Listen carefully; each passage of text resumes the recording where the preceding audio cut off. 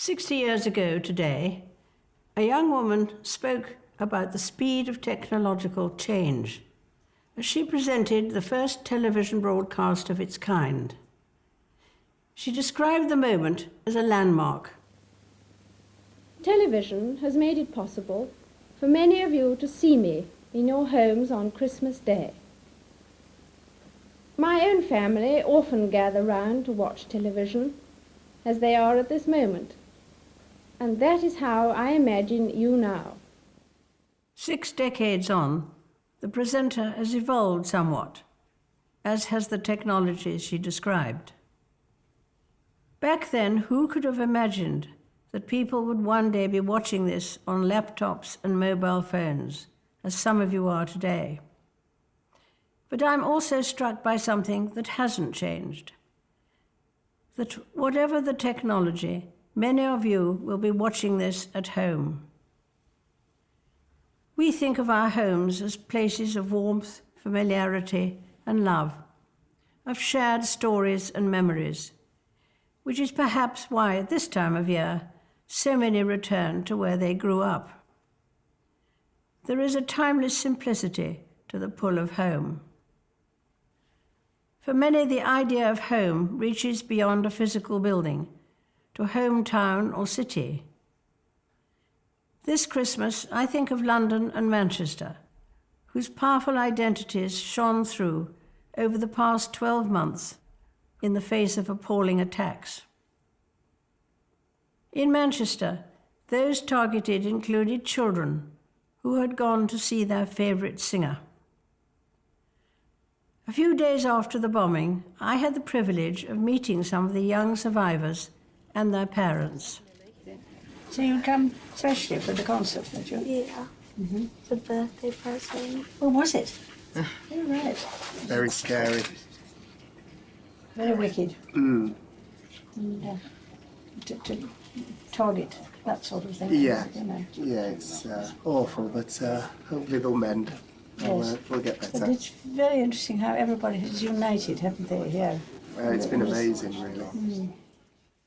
I described that hospital visit as a privilege because the patients I met were an example to us all, showing extraordinary bravery and resilience. Indeed, many of those who survived the attack came together just days later for a benefit concert. It was a powerful reclaiming of the ground and of the city those young people call home. We expect our homes to be a place of safety, sanctuary even, which makes it all the more shocking when the comfort they provide is shattered. A few weeks ago, the Prince of Wales visited the Caribbean in the aftermath of hurricanes that destroyed entire communities. And here in London, who can forget the sheer awfulness of the Grenfell Tower fire? Our thoughts and prayers are with all those who died and those who lost so much. And we are indebted to members of the emergency services who risked their own lives this past year, saving others. Many of them, of course, will not be at home today because they are working to protect us. Reflecting on these events makes me grateful for the blessings of home and family, and in particular for 70 years of marriage. I don't know that anyone had invented the term platinum for a 70th wedding anniversary when I was born. You won't expect it to be around that long. Even Prince Philip has decided it's time to slow down a little, having, as he economically put it, done his bit. But I know his support and unique sense of humour will remain as strong as ever as we enjoy spending time this Christmas with our family and look forward to welcoming new members into it next year.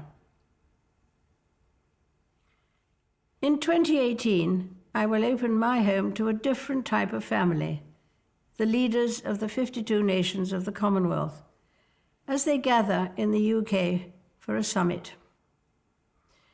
The Commonwealth has an inspiring way of bringing people together, be it through the Commonwealth Games, which begin in a few months' time on Australia's Gold Coast, or through bodies like the Commonwealth Youth Orchestra and Choir, a reminder of how truly vibrant this international family is.